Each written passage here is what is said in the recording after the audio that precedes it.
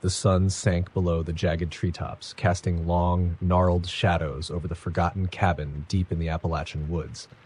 It was the kind of place that felt off, as though the forest itself had grown around it deliberately, sealing it in a cocoon of unease. Its weather-beaten walls were streaked with moss, and the single, unblinking window stared out like a dead eye. No one local would speak of the cabin, but outsiders like Jared and Emily had no such reservations. The two friends had rented the cabin for a weekend getaway, drawn in by an online listing promising off-the-grid charm and unparalleled seclusion. The listing neglected to mention the silence that hung in the air, so thick it felt alive. Even the usual forest sounds, bird song, rustling leaves, seemed to avoid the area. Their first night passed uneventfully, save for a slight unease neither admitted aloud. The unease grew stronger the second day, when Emily found a series of scratches on the cabin door, running from the top to the base. Bear, maybe? Jared suggested half-heartedly. But the spacing was too narrow, and the marks seemed intentional, almost as if something with claws had been trying to spell out a warning.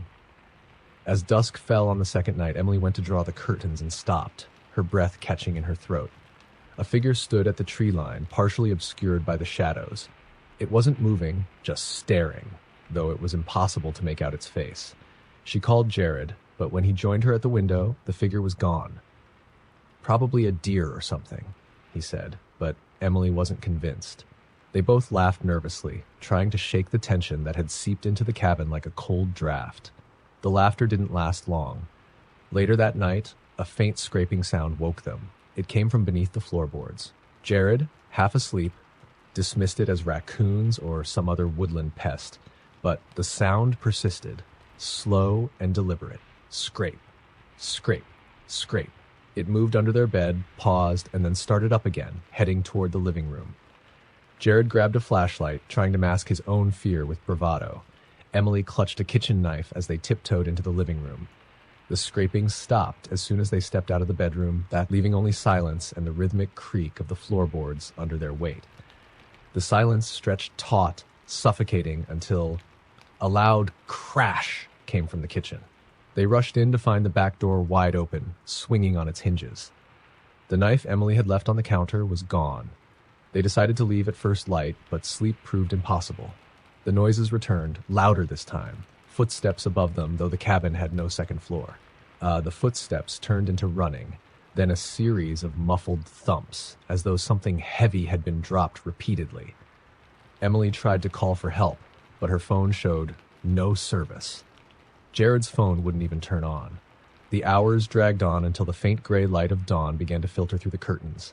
They gathered their things in a hurry, neither daring to speak of what they had heard or felt. As they approached the front door, Jared stopped abruptly. His face drained of color, and Emily followed his gaze to the walls. Etched into the wood, in the same clawed script as the marks on the door, were 3 chilling words. Leave. Too late.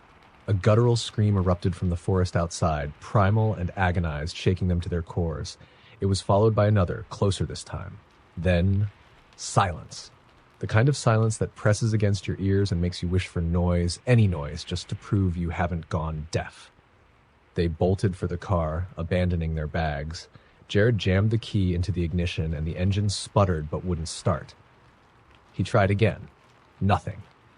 Emily was sobbing now, her eyes darting to the rearview mirror. Something moved behind the car, a tall, spindly figure with elongated limbs that bent unnatural ways. Its face was obscured, but its head tilted slowly, curiously, as if it were savoring their panic. Jared slammed the door locks just as the figure lunged. The car shook violently, its windows fogging up as though the air outside were alive and pressing in. Finally, the engine roared to life, and they tore down the dirt road, their tires kicking up gravel. They didn't stop until they reached a gas station miles away. The attendant looked up as they stumbled inside, pale and trembling. "Where'd you come from?" he asked, his tone cautious. Jared managed to stammer out the location. The man's face darkened. "That cabin?" he said. "It burned down years ago. Lightning strike, they said, but folks around here know better. That place, it doesn't want visitors." Jared and Emily exchanged a look, their hearts sinking as they realized the truth. Whatever they had encountered hadn't just been a nightmare, and whatever had chased them away wasn't finished with them yet. The forest loomed dark and oppressive as the group of hikers stumbled upon the cabin. It wasn't on the map, which was strange, but they welcomed the sight of it after hours of wandering in circles. There were 5 of them: Sarah, Kevin, Mia, David, and Tom, college friends on what was supposed to be a fun weekend retreat. The cabin, though clearly abandoned, offered shelter from the encroaching night. Its sagging roof and warped wooden walls seemed to groan under the weight of time, but it was better than sleeping outside. The inside was worse. Dust coated every surface, and a damp, mildew smell permeated the air. Strange symbols were carved into the walls, and an old, rotting rocking chair sat ominously in the corner, swaying slightly as if caught in a breeze. Except the air inside was perfectly still. "This is giving me the creeps," Mia whispered, glancing nervously at the carvings. "It's just an old cabin," Kevin said with forced confidence. "Nothing to worry about." But worry they did. By the time they lit a fire in the stone hearth and settled in for the night, unease had gripped them all. Every creak and groan of the cabin set their nerves on edge. David swore he saw movement outside the window, but when he shone his flashlight, there was nothing but trees. As the hours ticked by, sleep evaded them. The oppressive silence of the forest was broken only by the occasional snap of a twig or distant rustle of leaves. Sarah was the first to notice the whispers. Faint and unintelligible, they seemed to seep through the walls.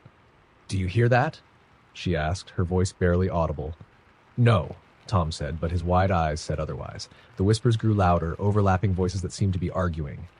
Then came the sound of footsteps overhead. Heavy, deliberate, pacing back and forth. Kevin climbed onto a chair to peek into the attic through a hole in the ceiling. His flashlight beam revealed nothing but empty space and cobwebs. "There's no one up there," he said, though his voice trembled. The pacing stopped. Then, slowly, the footsteps descended, not from the attic, but from the stairs leading down to the cellar they hadn't noticed before. The group froze as the wooden door at the base of the stairs creaked open. A blast of icy air swept into the room, extinguishing the fire in the hearth. Something moved in the darkness of the cellar. Not a person, but a shadow that didn't belong to any of them. It slithered along the walls, its shape shifting and flickering like a flame. Mia screamed as it darted toward her, and the lights of their flashlights flickered and died. Chaos erupted. The group stumbled over each other, desperate to escape. Kevin yanked the front door open, but it slammed shut with a force that knocked him backward. The whispers rose into a deafening cacophony, and the shadow loomed over them, growing larger, its formless mass coalescing into something almost human. "Get out!" it bellowed, the words shaking the cabin to its foundation. In a blind panic, they ran for the windows, smashing through the glass and tumbling into the cold night air. They didn't stop running until they reached the edge of the forest, collapsing onto the road where their car was parked. When they looked back, the cabin was gone. The police didn't believe their story, of course. "You were probably just lost," the officer said, writing down their statement with barely concealed skepticism. But a week later, when another group of hikers went missing in the same area, Sarah and her friends knew the truth. The cabin wasn't a shelter. It was a trap. And it was still out there, waiting for its next visitors. The locals avoided the old cabin nestled deep in the woods, hidden behind dense layers of evergreen. It had stood untouched for decades, decaying quietly in the embrace of the forest. No one could remember who built it or why, but rumors abounded, stories of people who entered the cabin and were never seen again. Hannah didn't believe in ghost stories. She was a travel vlogger looking for unique, forgotten places to feature in her channel. When she found an old mention of the cabin in an online forum, she was intrigued. A quick stop at the nearby diner to ask for directions met with tight lips and wary glances. Only one old man, sitting alone in the corner, whispered the directions with a warning. Once you hear the whispers, it's already too late. Hannah laughed it off. Alone, armed with her camera and flashlight, she ventured into the woods at sunset, determined to capture the mystique of Whispering Pines. She found the cabin just as darkness fell. It was smaller than she imagined, its roof sagging under a blanket of moss. The wooden planks of the walls were cracked and gray, and the single window was fogged over, though no light shone inside. The air around it felt unnaturally still, as though even the wind dared not intrude. She started filming. narrating cheerfully for her viewers. "This is it, guys. Whispering Pines. Creepy, right?" She pointed the camera at the door, which hung ajar on rusted hinges. Inside, the cabin was as eerie as the exterior promised. Dust motes danced in her flashlight's beam, and the walls were covered in strange carvings, symbols she didn't recognize. They looked ancient, angular, and deliberate. A thick, musty smell permeated the air. "Check this out," she said to the camera, focusing on the carvings. "Definitely not your average graffiti. Maybe this was some kind of ritual site?" The sound came suddenly, a faint whisper. Hannah froze, her flashlight quivering. The whisper was too soft to make out the words, but it was unmistakable. It seemed to come from every direction at once, rising and falling like a ghostly tide. "Hello?" she called, her voice trembling. The whispering stopped. She laughed nervously, forcing a grin for the camera. "Okay, well, that's creepy as hell. Yeah, but I'm sure it's just the wind." As she turned to explore further, she noticed something she hadn't before. A small, rusted trapdoor in the corner of the cabin. It looked old, the kind of old that meant it had no business still existing. Her curiosity overrode her better judgment. She pulled it open, revealing a dark, narrow staircase descending into the earth. "I guess this is where the magic happens," she joked weakly, shining her flashlight down the steps. The air that rose to meet her smelled foul, like decay and damp earth. She hesitated, the whispering starting again, louder this time, as though urging her down. Against every instinct, she descended. The basement was far larger than the cabin above, its walls covered in the same strange carvings. Bones, too many to count, littered the dirt floor, some animal, but others disturbingly human. In the center of the room was a crude altar, stained dark with something that might have been blood. The whispering crescendoed, 1,000 voices blending into one. "You shouldn't have come." The trapdoor slammed shut above her, plunging her into darkness. Hannah screamed, dropping her camera as she ran back up the stairs, pounding on the trapdoor. It wouldn't budge. The whispers turned into laughter, low and mocking, echoing through the pitch-black chamber. A scraping sound came from behind her. She turned, her flashlight trembling in her hand, to see the bones on the floor shifting, pulling together as though drawn by invisible strings. A skeletal figure rose from the pile, its hollow eye sockets glowing faintly red. It moved jerkily, unnaturally, dragging itself toward her. Hannah screamed, clawing at the trapdoor as the thing closed in. The whispers grew deafening, chanting in a language she couldn't understand. The last thing her camera recorded was her terrified sobbing and a faint guttural voice whispering, "Stay with us." The footage was discovered weeks later, abandoned on the forest floor near Whispering Pines. Authorities never found Hannah or the cabin. The cabin stood alone at the edge of Blackwater Lake, its dark reflection rippling in the murky water. Legends surrounded the lake, stories of people disappearing and strange sightings of lights flickering across its surface. But Kayla didn't believe in such nonsense. She was there to escape, a solo retreat after a bitter breakup.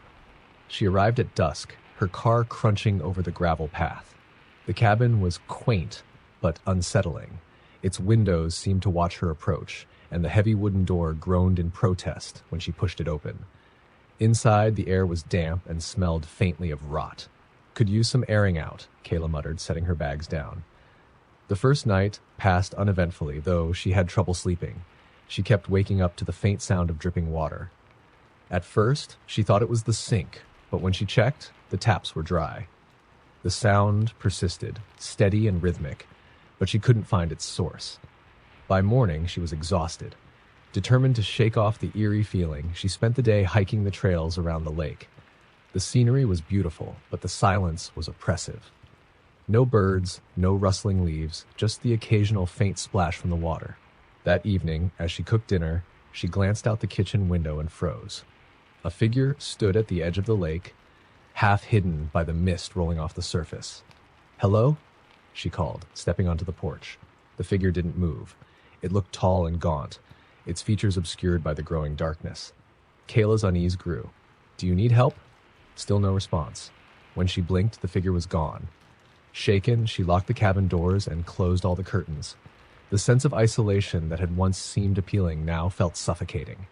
As the night deepened, the dripping sound returned, louder this time. It seemed to echo inside the walls. Kayla put in headphones, cranking up her music to drown it out. But then came the knock. It was faint at first, a single tap at the front door. She paused, pulling out one earbud, her pulse quickening. Another knock, louder this time. Kayla grabbed a flashlight and crept to the door. "Who's there?" No answer. She peered through the peephole but saw only darkness. The knock came again, now at the back door. She spun around, her breath hitching. "Whoever you are, this isn't funny," she shouted, her voice cracking. The cabin filled with silence. Then, from somewhere above her, she heard slow, deliberate footsteps. Her blood ran cold. The cabin didn't have a second floor. The flashlight trembled in her hand as she backed into the kitchen, gripping a knife for comfort. The footsteps grew louder, descending now as if from a hidden staircase. The dripping sound grew deafening, and she noticed water pooling on the floor beneath her feet. It wasn't water. The liquid was thick and dark, spreading from under the locked cellar door she hadn't noticed before. "Leave," a guttural voice whispered, impossibly close to her ear. Kayla screamed, dropping the flashlight. She ran for the front door, yanking it open and bolting into the night. The forest seemed alive with whispers, low and menacing, urging her to turn back. When she reached her car, she looked back only once. The cabin windows glowed faintly, and in the doorway stood a figure, tall, gaunt, and dripping black liquid. Kayla sped away, her tires skidding on the gravel. The next morning, she returned with the local authorities. But the cabin wasn't there. Only an overgrown clearing by the lake and the faintest smell of rot lingering in the air. She moved to a new city, far from the lake and its haunted shores. But some nights, she still hears the dripping sound, closer now as though it's found her again. The cabin wasn't on any map. Luke and Jessica found it during a road trip, a weathered sign nailed to a tree promising Woodland Lodge, quiet stay, no crowds. It seemed perfect, a hidden gem for adventurous travelers looking to unplug. The gravel road leading to it was overgrown, and the woods felt unnaturally dense, as though the trees leaned closer the further they drove. When the cabin came into view, its crooked outline made Jessica hesitate. "Looks kind of off," she said. "Rustic charm," Luke joked, parking the car. The cabin was old, its walls warped with age, but it had electricity, running water, and a fireplace, which was all they needed. The owner had left the key under a loose plank on the porch. As night fell, the forest swallowed the world outside. No stars, no moonlight, just an oppressive blackness that pressed against the cabin's single window. The first sound came just past midnight, a soft, deliberate tap, tap, tap at the window. Luke sat up in bed, his pulse quickening. Jessica stirred beside him, groggy. "What was that?" "Probably a branch," he said, though he wasn't convinced. He crept to the window and peered out, shining his phone's flashlight into the void. The beam caught nothing but the tangled woods. The tapping stopped, and silence fell again. Luke returned to bed, but neither of them slept well. The next morning, while exploring the woods near the cabin, they found something unsettling. A ring of smooth stones arranged in a perfect circle about 10 feet wide. In the center, the ground was scorched black, as though a fire had burned there recently. "Campers?" Jessica guessed, though there were no signs of tents or other activity. Luke frowned. "It feels weird, like we're not supposed to be here." They avoided the circle and spent the rest of the day hiking. By the time they returned to the cabin, the sun was setting, and a creeping sense of dread hung over them both. That night, the noises returned. It started with the tapping at the window again, more insistent this time. Then came footsteps on the porch, slow and heavy, pacing back and forth. Luke grabbed the poker from the fireplace. Jessica clutched her phone, though it had no signal. "Who's out there?" Luke shouted, his voice cracking. The footsteps stopped, then a voice. Not from the porch, but from inside the cabin. "You shouldn't be here." The voice was low and guttural, impossibly close. Jessica screamed as the lights flickered and went out. The fireplace died with a hiss, plunging them into darkness. Luke fumbled for his flashlight, its weak beam casting frantic shadows across the room. The air grew icy, and the smell of burnt wood filled their nostrils. The door to the bedroom creaked open. "Run," the voice growled. They didn't need to be told twice. They bolted from the cabin, racing to their car. But when they reached it, the tires were slashed. The windshield cracked with deep, jagged marks. A sound came from the woods. First a rustling, then a chorus of whispers, growing louder and louder until it became a deafening roar. Shapes moved between the trees, tall, elongated figures with glowing eyes that didn't blink. Luke and Jessica ran. They didn't stop until they reached the main road, their breaths coming in ragged gasps. When they returned the next day with the authorities, there was no cabin.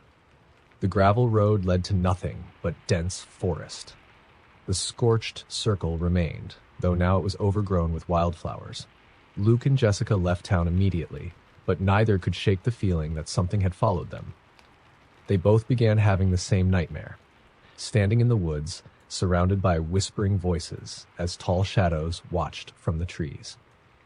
The last time anyone heard from Luke, he called a friend in a panic, swearing that the tapping had started again, this time at his apartment window, on the 13th floor. Ellie inherited the cabin from her great-uncle, a man she barely knew. The deed arrived in the mail with a terse note. "It's yours now. Don't go at night." The warning struck her as odd, but not enough to deter her. A free cabin in the mountains? It was too good to pass up. She arrived on a crisp fall afternoon. The cabin sat at the edge of a steep hill, surrounded by towering pine trees. It was old but sturdy, with a small porch and a view of the valley below. Ellie spent the day unpacking and exploring the property, finding a shed filled with tools and a cellar door chained shut with a rusted padlock. Inside, the cabin was sparse but cozy. The fireplace roared to life as she lit it, filling the space with warmth. She sipped tea by the window, watching the sun dip below the horizon. That's when she noticed something odd. The forest was still. No birds, no insects, not even the wind stirred the trees. The quiet unnerved her, so she closed the curtains and turned in early. She woke at 3:17 a.m. to the sound of faint knocking. It wasn't at the door, but seemed to come from somewhere inside the cabin. Ellie sat up, her heart pounding. "Hello?" she called out, her voice shaky. No answer. She got up, checking the locks on the doors and windows. Everything was secure. But the knocking continued, slow and deliberate. It came from beneath her feet. The cellar. Ellie froze, staring at the floorboards. The knocking grew louder, more insistent, until it stopped abruptly. Silence. Then a voice, barely above a whisper. "Let me out!" Her blood ran cold. She backed away, grabbing her phone to call for help, but there was no signal. The fire in the hearth flickered violently, casting long, twisted shadows on the walls. The voice came again, louder this time, filled with anger.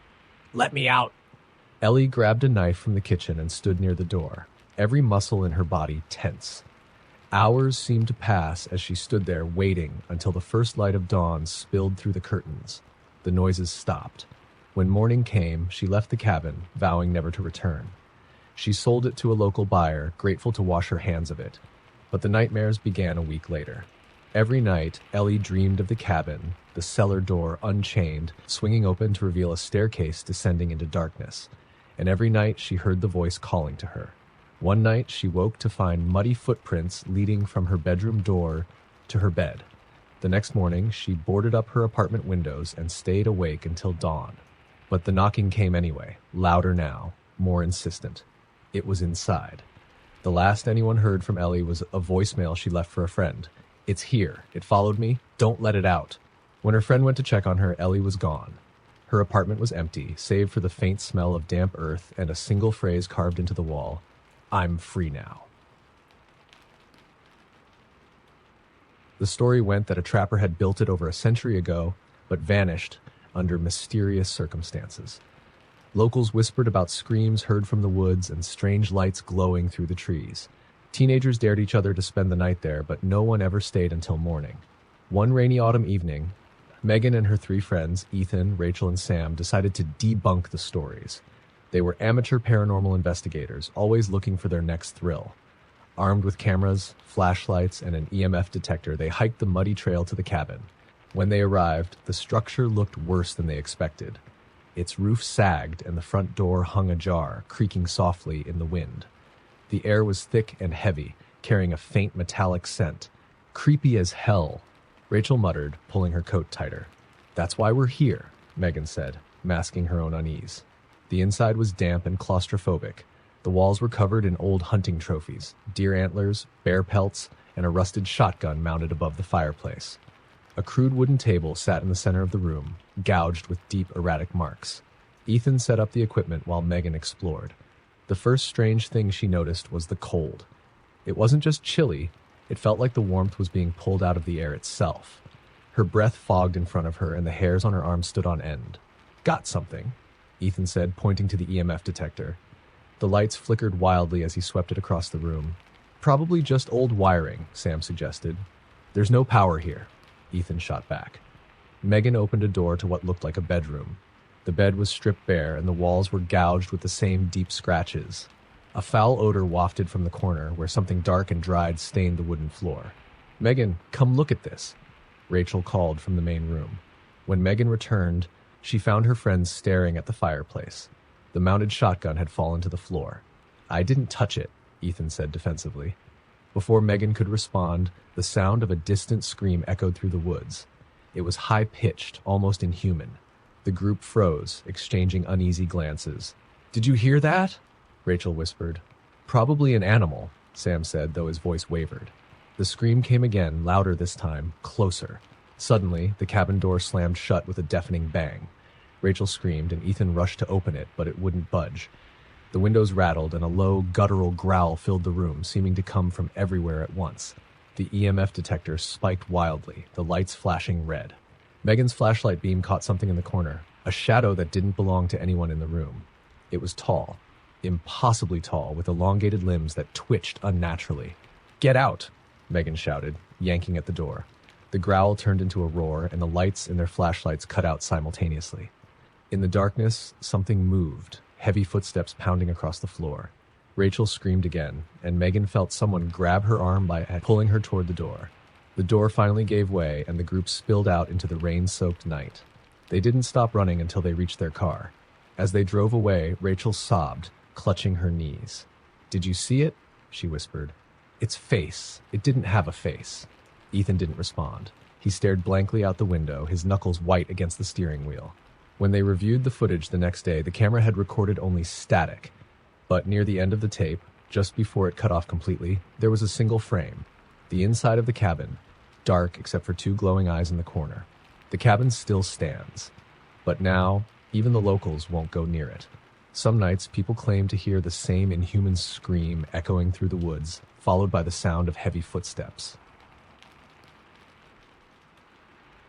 The cabin sat at the bottom of Raven's Hollow, a secluded valley that no one in the nearby town would dare to visit after sunset. Its roof sagged under layers of moss, and ivy strangled its wooden walls. Legend had it that the cabin was cursed, built by a recluse who had vanished decades ago, leaving nothing behind but whispers of strange rituals and unholy offerings. Sophia wasn't afraid of old stories. She was a photographer, and the cabin was the perfect subject for her new series on abandoned places. Her friend Liam offered to come along, partly for safety and partly because he wanted to make sure she didn't get herself into trouble. They reached the cabin just as the sun dipped below the horizon. Shadows stretched long and sharp across the valley, and the air was eerily quiet. No birds, no rustling leaves, just an oppressive, suffocating silence. "It's just a house," Sophia said, more to herself than to Liam, as they approached the front door. Inside, the air was thick with the smell of decay. Dust covered every surface, and cobwebs hung like curtains in the corners. The living room was sparsely furnished, just a moth-eaten armchair and a fireplace blackened with soot. Strange symbols were carved into the walls, jagged and crude, their meanings unclear. Sophia snapped pictures while Liam explored.